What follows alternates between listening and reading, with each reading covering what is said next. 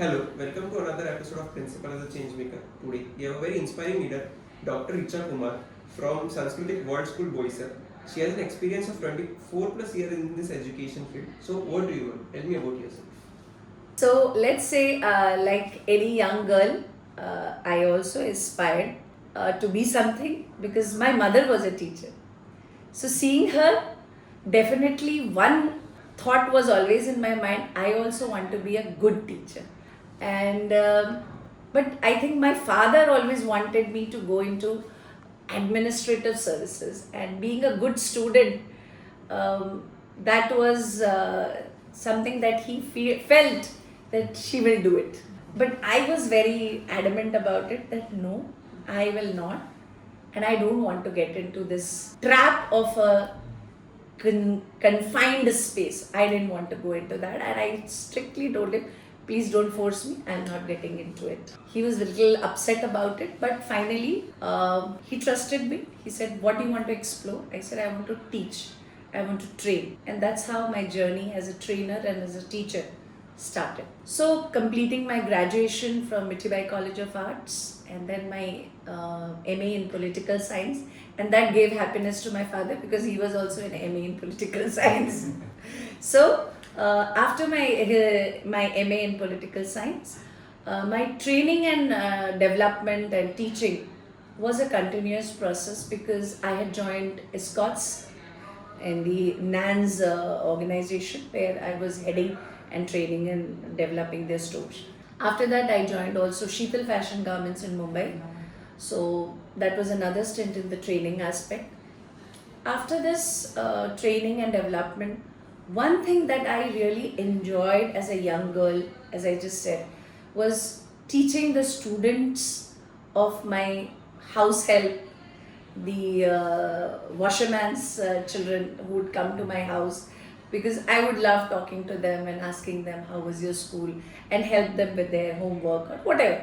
So that was something which I enjoyed. Sometimes even my society children would come, Didi, come and teach me. So I would love. And teaching anything, I would love to teach any subject that I love. Singing also, sometimes because I loved singing, so that also I would teach them. Dance also I would teach them. So whatever I was good at that time, I would do that. So one thing definitely I understood that this is one area where I could do good.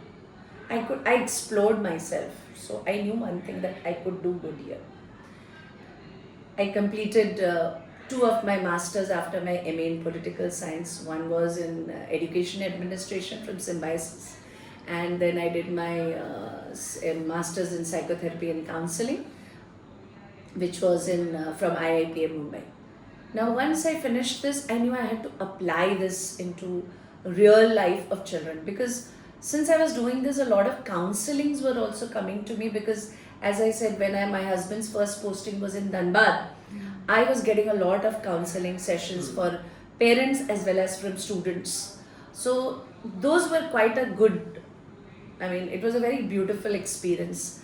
I remember when I was in Kolkata in his next transfer after Dhanbad, I was working in a small organization called Magic Wand, I think. There I had students who would come, and I was counsel them and I was teaching language to them. So these students, when they would come and learn, and the change that happened, that triggered me that no, I think I'm here to do something good to these students. And this turning point came when I was one day standing near the metro, and one girl came and touched my feet. I was quite zapped. What is this? She said, you are the person who has changed me. I said, then she said, I'm from Magic Ward. I said, okay. And then I recalled that she was from a very small town. Her parents had put her in the institution only for getting married so that she could speak a little. But I had convinced her that no, you're going to develop your language and you're going to find a space for yourself where you're going to be independent. And she took that counseling very seriously. She developed her language skills and she started working. And of course, after that, she was married. But this change that happened and that happiness on her face, but the first turning point in my life where I felt, no, I need to do more for the society. And then my husband's sudden third transfer came when we moved to Mumbai. I'm committed to my work to bring the change in the students and the teachers. That's my passion, and that's what I carry every day to the institution. So my first in Mumbai after the journey with Dr. Vijay Ravi, which was a small, basically it was an education consultancy which was designing books for different institutions, and they were also formulating policies for the government. So that was a very beautiful learning for me regarding NCF. What is NCF? How curriculums are designed? What is the objective of designing a curriculum, and so on. It was a very beautiful journey because we got to, as an academic coordinator, I got to interact with a lot of vice chancellors of India, and it was a very beautiful journey. So I moved back to Mira Road, and Mira Road gave me a new life, I would say. My first journey towards real academics started from 7th Square Academy, Mira Road. Mrs. Mehta trusted me, and she gave me an opportunity to start the pre-primary section as an academic administrator. And it was a beautiful journey where we all team, my teachers, me, we designed the curriculum for Periwinkle and Sa. And it was a very beautiful journey because there's a lot of learning in it. Lot of learning. And every day was something interesting. Interacting with the parents, interacting with the students. And there I started my most important work on my research, which I have just completed my PhD. And I give that credit, of course. First, thank you and gratitude to Mrs. Mehta for giving me this opportunity where I started identifying developmental delays in children. Okay. And learning gaps in children and how to address that. Finally, I prepared a program which is called the PMSD program. That is Perceptual Motor Skill Development, which is basically a program to understand the cognitive and the motor skill development of children. Because if there is a developmental delay in children in this regard, you will see that the children's learning abilities reduce.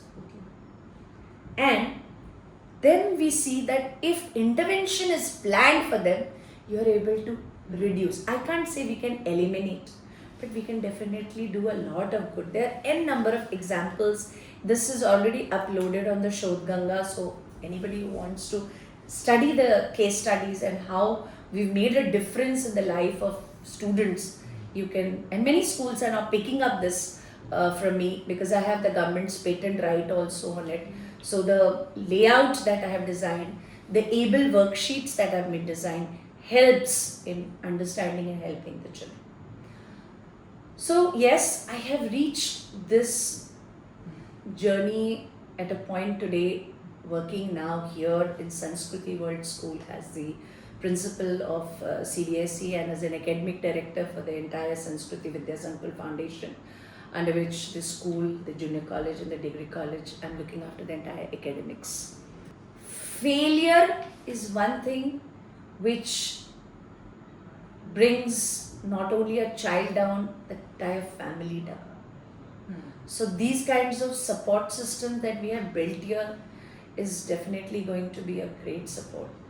And to give a little gratitude here, CBSE has recognized these efforts of mine, and today I am not only in the CBSE as a resource person, also in the inspection team I have gone. So there, when I'm seeing these kind of children, I provide these remedies to them that you can check this out for your children and you can try to bring a change for your teachers as well as for your student community. Along with this professional aspect that I have a small thing that I have initiated and I would love to share here with all of you. You know, giving back to the society has always been one of the things that was always, because I told you I used to do that. Correct. So here also, along with what I'm doing here, I have developed an NGO which is called Disha Bodh. In Disha Bodh, this is now 13 years old, and we are we are four sisters, as I have told you. We are developing this NGO where we pick up children, we help them come into formal schooling, we help them complete their 10th. We have tie-ups with YWCA and many other institutions where we help them get into a technical degree and help them get placed with a sustainable income. That is great. That is a very good initiative to take it forward. So that's, and even for the teacher community at a very subsidized rate, I have also started the ECCET program. So generally the ECCET programs is quite costly, but here for these people here, I personally take online session thrice so that at least some homes and some children's life. Whatever contribution, it's always a positive contribution. So definitely. So it has been a very marvelous journey. So you have gone from a lot of places and finally settling to the favorite thing that you always like. It's teaching and being a part of education system. Correct. So following that, which was your first school? What was the name of your first school? My first school, you mean where I studied? Yes. Yeah. Okay. It was Sadhana High School. Later on, the school's name changed into Harshal Prerna High School, which is by Rahejas in Santa Cruz. Okay. So what was your first tiffin box memory? Any memories of your tiffin? Oh yes, my mother was a very nice cook. She is still a very nice cook. And my tiffin was something which children would love to open and eat. So there were always cakes, pastries, which she baked herself. Sometimes there would be sandwiches, sometimes stuffed parathas, sometimes idlis. And my idlis would always be decorated, sometimes green, sometimes red, sometimes on. Because since she was also a teacher, nutrition was something which she was very cautious about. So she would add those things in our food and she would make us that you're eating this and something else is also added to it which you are not aware about. Yeah, back in the days, that would have been a very fancy tiffin. Oh, and yes. you would have made a lot of friends because of those tiffins. Yeah, definitely. So we always know that Changemaker inspire other changemakers, but their seed is always sown very well in the past. So who was that teacher or principal to you who inspired you to become a changemaker in your life? I think the first person, the change maker in my life was my own father, my Baba Dharmendra Kumar, and my mother Shubha Kumar. I think the way they have brought us up, we are people people can rely on us. People can trust us because the values that they have given to us, I think we stand apart. Definitely. So that has been the journey, Yes. and that is how we have. As a principal, my first principal who really helped me grow and he said, one day you will be one of the finest one, was Mr. Subramanian. He was first former principal of NL Dalmia and then he was principal of 7th Square. So I think I give a lot of respect to him for what I am today because he always loved my ideas. He would always promote my ideas. He would say, no, go ahead. You present it. You do it. And that's how, even being the pre-primary administrator, I was always with him doing even the 12th standard work. That is great. So tea or coffee? What gets you going in the morning? Coffee. Yes, you are a coffee person. Coffee without sugar. So we all know how hectic your schedule is always. So how do you have that work-life balance where you also prioritize your family plus also your work at the same time? Family time I try to give on Sundays, and of course dinner time we all eat together. Another thing which keeps me going is my music. I learn Shastra Sangeet, I do Tanpura, sometimes cashew. These are the instruments that I play and I try to sing because that gives me a lot of solace. And reading, writing, I have been writing a lot. I have published a book called, and it's here itself, I like to show, Baba, an Epitome of Parenting. This is a book which is a story of a father, how he has brought up 4 daughters and how he has instilled values in them. So it is like a ready reckoner for any parent who would really like. It's available on the Amazon, so if anybody is willing, definitely they can try this book. There's a lot of learning that is there in it. Presently, I'm also writing the part 2 of this, where I have tried to include Gita. I have selected shlokas where I want that parents should try to give this value inculcation in the students through this book, which could be developing their professional and personal lives. Very true. So, what is the one part of morning routine that gets you going throughout the day? I start with chanting. Okay. Some good chanting, I either do it myself or sometimes I ask my Google to do it. We all know 9th and 10th is always hectic for kids. So, how do you manage that stress for the kids? How do you keep them motivated through the? So we have a very beautiful program here. We call it mentor-mentee program. So I have mentors who are interacting with the number of students. So one mentor has 5 students, second mentor has another 5 students. In this way, every Saturday, all the mentors meet the students, as well as in the evening, they have a chit chat with the parents. Whatever problems that they face, in the month end, I have interaction with the parents. So I get to know where they are having problems. I allow them to come down to my cabin and talk. Whatever ones that even the mentors inform me, I do one-to-one also talks to them in the evening whenever possible. So that helps me do a lot of mentoring where they are relaxed, where they don't get pressurized into a lot of marks performance. I am totally against that. I take a lot of orientation sessions also for my parents also, as well as for the students, where I make them understand that work on concepts, don't go on this. And we try to simplify learning, and that's what I would like to say. Yeah. So, how do you celebrate the victories of students in your school? We give them space sometimes to enjoy. We give them outings. We allow them to express themselves. Sometimes colors, sometimes music, sometimes dance, sometimes play, sometimes just an activity outside.